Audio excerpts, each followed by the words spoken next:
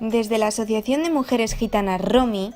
detectamos la necesidad de dar a conocer a todas las personas los recursos y servicios que ofrece el Ayuntamiento de Valencia en su ciudad. Para evitar un posible desconocimiento por parte de la sociedad, ofrecemos, a través de una serie de vídeos informativos e instructivos, todos los datos necesarios para conocer dichos recursos.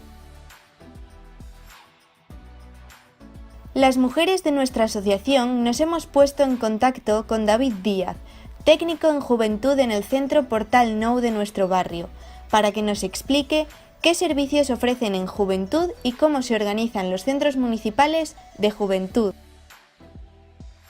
El Ayuntamiento de Valencia ofrece atención y servicios a las personas jóvenes a través de los centros municipales de juventud repartidos por toda la ciudad.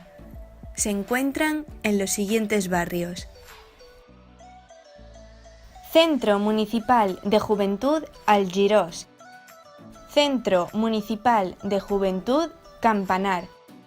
Centro Municipal de Juventud Nazaret, Centro Municipal de Juventud Portal Nou, Centro Municipal de Juventud Ruzafa, Centro Municipal de Juventud Trinitat, Centro Municipal de Juventud Benimaclet,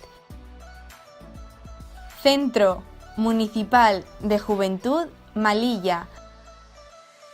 Centro Municipal de Juventud Orriols,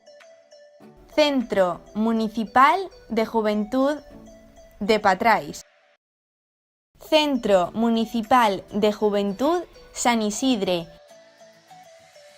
Cuando hablamos de juventud, nos referimos concretamente a un rango de edad comprendido entre los 8 y los 35 años. Los centros municipales de juventud ofrecen información, asesoramiento, formación sociocultural e incorporación a la vida social y activa de todas aquellas personas reconocidos como jóvenes en materia de programas municipales, empleo, programas europeos, salud, formación, ocio y tiempo libre, medio ambiente, asociacionismo y voluntariado, y oferta cultural. En general, todos los centros municipales de juventud ofrecen los siguientes recursos: dinámicas, jornadas, talleres, cursos, aulas de estudio diurnas, aulas de estudio nocturnas, expedición del carnet jove o información sobre garantía juvenil.